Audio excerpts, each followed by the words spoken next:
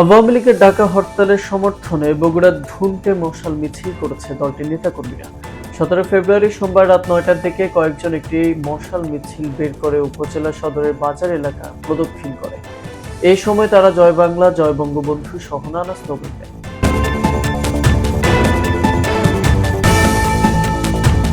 নাম প্রকাশে অনিচ্ছুক স্থানীয় কয়েকজন আওয়ামী লীগ নেতা বলেন, হরতালের সমর্থনে মশাল মিছিল করে আসার পর বিএনপির নেতাকর্মীরা তাদের 3 নেতার বাড়ি, ঘর ও দোকানে হামলা চালায়।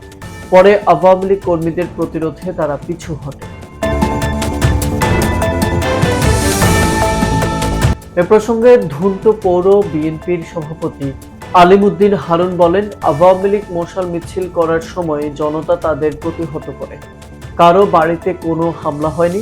ধুনট থানার ভারপ্রাপ্ত কর্মকর্তা সাইদুল আলম বলেন, হরতালের সমর্থনে আওয়ামী লীগের লোকজন মশাল মিছিল করার চেষ্টা করেছিল।